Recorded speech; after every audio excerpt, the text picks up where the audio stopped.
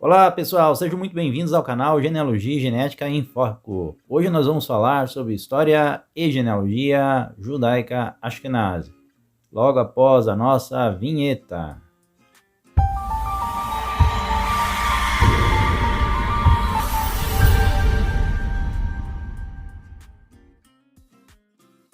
Dando início ao tema de hoje, é importante destacar que as duas maiores comunidades judaicas são a Ashkenazi e a Sefardi.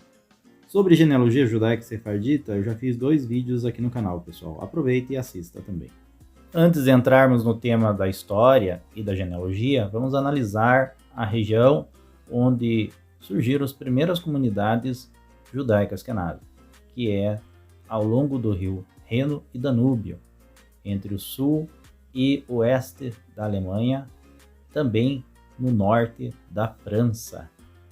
Nesta localidade, como vocês podem observar, ao sul temos uma maior quantidade de montanhas, seguindo para os Alpes, e ao norte você pode observar uma vasta região de planície. Nesta região, como citei, onde se localiza o rio Reno, de origem à Renânia, e com certeza teve papel importante esse rio para a fixação de comunidades ao longo da sua faixa.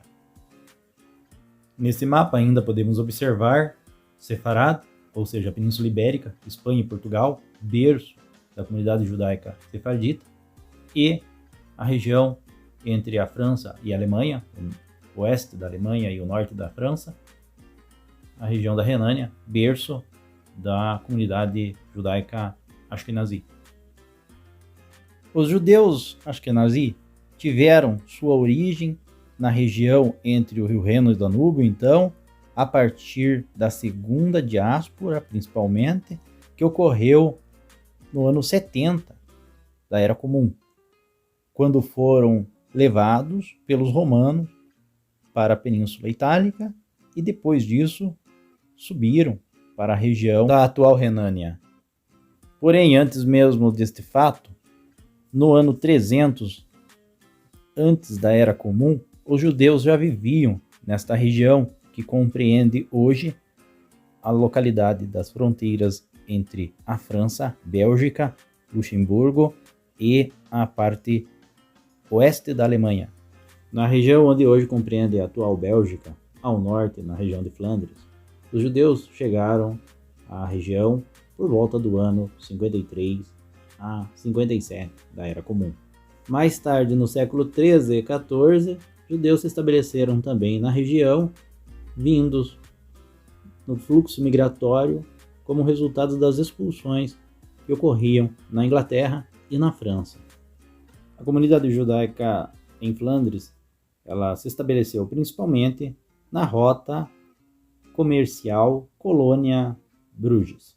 A região de Flandres terá papel importante também na formação do arquipélago português dos Açores, no processo de colonização das Ilhas Centrais. Mais adiante do vídeo, irei falar sobre esse tema. Agora vamos falar um pouco sobre o surgimento do idioma Yiddish, que é a língua judaica Ashkenazi. Na sociedade Ashkenazi, naquela época, o hebraico era o idioma da Bíblia e da oração. O aramaico era o idioma do aprendizado. E o Yiddish era o idioma da vida cotidiana. Conforme podemos observar nessa árvore linguística, o Yiddish ele nasce, então, do ramo de língua germânica. Porém, com influências do alfabeto hebraico e também de influências, e até um certo ponto, do aramaico.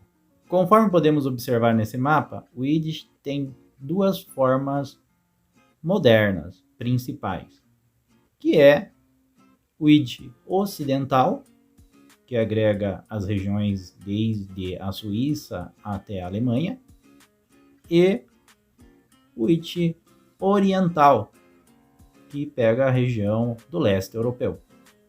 Aqui um exemplo para vocês da escrita na língua Yiddish.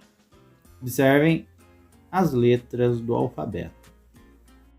Aqui mais um exemplo de uma página da abertura do feriado judaico de Purim, escrito em Yiddish em 1828 na peça Esther.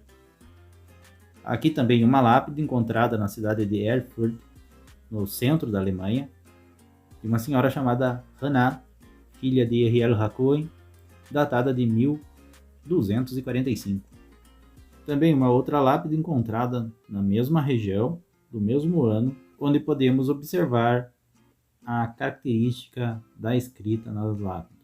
No campo da genealogia genética, os estudos têm demonstrado que, com relação ao Y-DNA, ou seja, ao DNA paterno, os judeus Ashkenazi estão mais relacionados com outros grupos judeus e do Oriente Médio do que com populações da Europa. E com relação ao DNA materno, os estudos demonstram que 40% dos judeus Ashkenazi descendem de 4 mulheres que viveram na Europa há aproximadamente 1000 anos. Neste mapa podemos observar as diásporas judaicas desde o ano 70 da Era Comum, tanto dos judeus sefarditas quanto dos judeus Ashkenazi. Com relação aos judeus Ashkenazi, podemos observar que a partir do ano de 1300 em diante, principalmente a partir de 1349, há um fluxo em direção ao leste europeu. Também, conforme eu já falei no início desse vídeo, existem registros da presença de migrações judaicas Ashkenazi para a região de Flandres, principalmente na rota comercial Colônia-Bruges, nos séculos 13 e 14. Porém, existem registros da presença de judeus, pelo menos desde o século V, ou seja, desde o tempo dos romanos, na região de Flandres.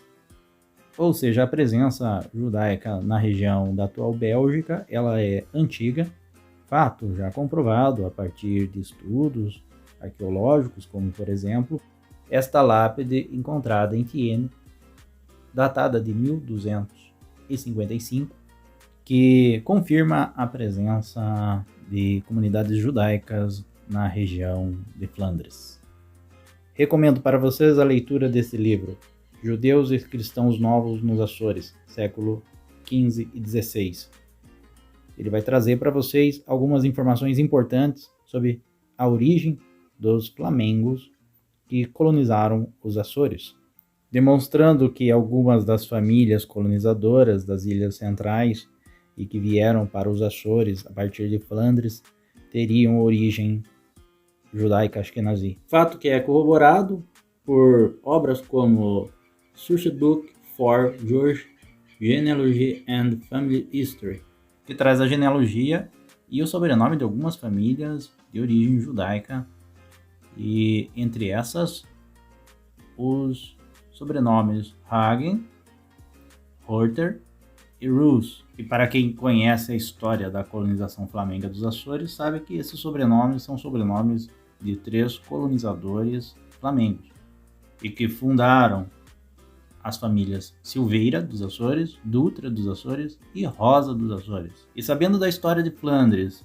de que a partir dos anos de 1300 alguns judeus Ashkenazi foram forçados ao batismo e que também ocorreram alguns massacres e expulsões a partir dessas datas, é muito possível que entre estes colonizadores flamengos, sim, tivessem alguns descendentes de judeus Ashkenazi.